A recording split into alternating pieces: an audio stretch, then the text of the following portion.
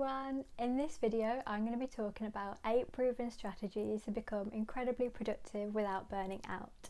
I'm going to be diving straight into what they are, how they're backed up to work and how you can implement them straight away. So the first one of these strategies is making your bed in the morning, and this has been made super popular by the famous book called Make Your Bed. It's so simple, but it's one of these things that starting the day off correctly, starting the day off on the right foot, really comes from doing one productive thing, which is making your bed. It will make you feel super accomplished, and I can personally say there's been times in my life where I've been working towards something and transitions in life and times where actually you're not able to be absolutely perfect is fine, but when you're working towards something and you're really striving to achieve something, waking up, making your bed and knowing that part of your day, the first part of your day is super organised, will set you on the perfect track to do incredibly well. The second strategy to becoming incredibly productive is brain dumping and prioritising urgency over importance. So what does that mean? So this really starts off with effective task prioritisation. So the Eisenhower matrix technique, which from research in the University of California, it's been found that when we can prioritise tasks into 4 categories of urgency and importance, we can make sure that the tasks that we're completing are urgent first and then important, in being able to make sure that the most important tasks come second to those most urgent. So the third one is all about taking breaks, and as difficult as this is when we're trying to get everything done that we can in our day, and we know that we should be taking a break, but it's so difficult sometimes, taking a break is one of these things where as soon as you can direct your focus elsewhere, whether that's going outside, making yourself a drink, or simply from detaching from that task temporarily and then coming back to it shortly when you've had a bit of time to recalibrate, it's super helpful, and it just means that the task that you're trying to complete will get done a lot quicker and a lot more effectively, rather than trying to consistently focus on that again and again and again without giving your mind any form of misdirection to be able to then come back to that task and perform it a lot better. So the fourth strategy is the 2-minute rule. So the 2-minute rule is focusing on anything important that you need to complete. Give yourself 2 minutes to complete that task. When you can wire your brain and wire your mind to believe that you've got 2 minutes to complete a task, you're far more likely to bypass fear, bypass procrastination, bypass perfectionism, and make sure that you actually complete that task. And whether it takes you 2 minutes or not, it's really irrelevant. It's just a really amazing strategy to tell yourself, okay, that task is going to take me 2 minutes, or I'm going to get this done in 2 minutes, and it will really give you the ammo that you need to get that task completed straight away. So the fifth one is all about mindfulness and meditation.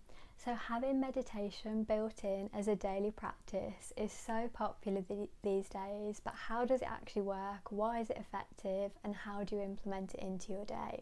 So meditation works by essentially connecting with the aspects of your brain that are fired to be able to have calmness, have safety, and have fluidity as their kind of dormant state, which provides your body, your nervous system complete clarity and knowing that you're safe just for a few moments to connect with yourself before the day gets really busy, before things get really hectic.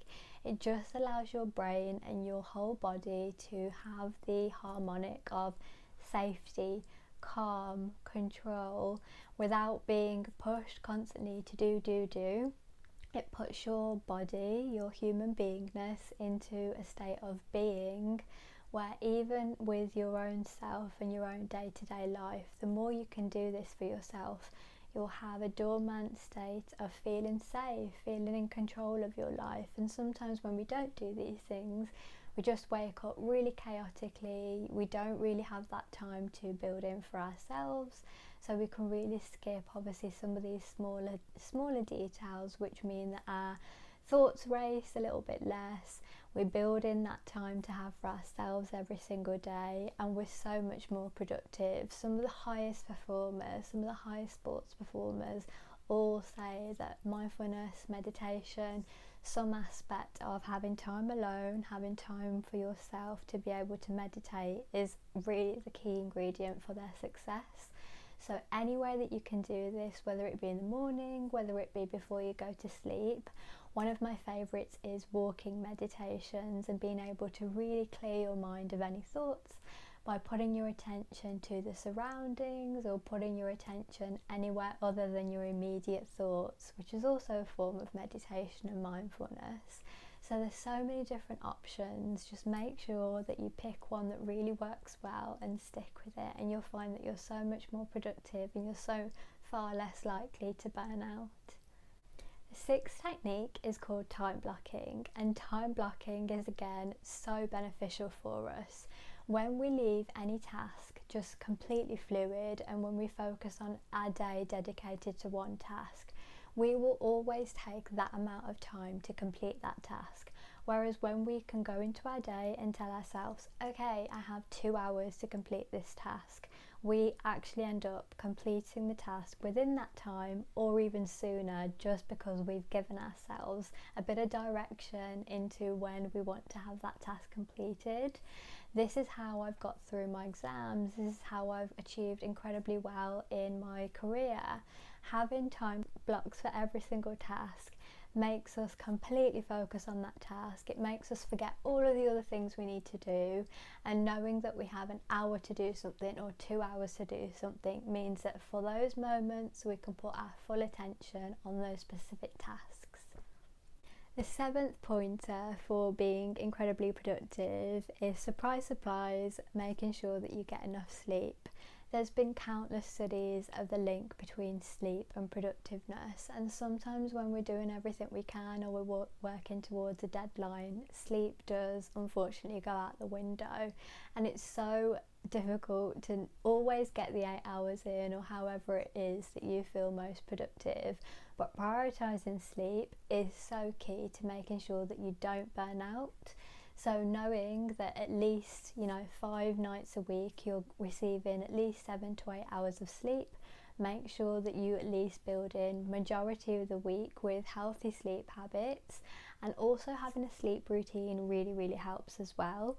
So for me personally, I really like candles, and being able to kind of burn away any energy of the day. It makes me feel really relaxed.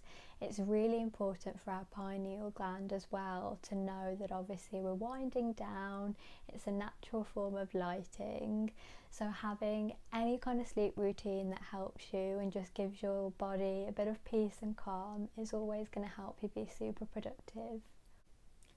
Okay, the eighth technique, which is going to really help, is having a dedicated positive space.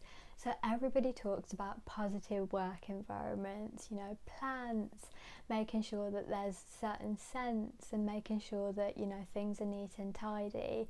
And how are you actually making your space positive? I do this through having things that I absolutely love, and a lot through imagery. So I make sure that, whether you believe in vision boards or not, I make sure I have some form of positive imagery, some form of writing, some form of goals where I can visually see them. And that instantly makes me feel positive, because I remember when I was putting those things together, I remember what I'm actually focusing on, and I remember what there is to look forward to. And having your environment as positive as you can instantly boosts productivity, because it makes you feel like you have got something positive to go to. So whether you've got a office built in your home, whether you've got a conventional desk, or whether you've got a designated space or place that you go to which instantly makes you feel better, have somewhere that it just it's your little place where that makes me feel positive, and it boosts you a little bit to be able to really push you to have a positive focus. So there you go, that was a complete mastermind of 8 points to make you as productive as possible and make sure that you're well on your way to being productive, not being burnt out, and being really happy throughout the process. In terms of any comments, any questions, whatever you felt most valuable, please pop it below in the comments. Pick out your favourite one and let me know which one your favourite was, which one you can take away straight away and implement, which stood out to you the most. And please click subscribe, and I'll see you in the next video.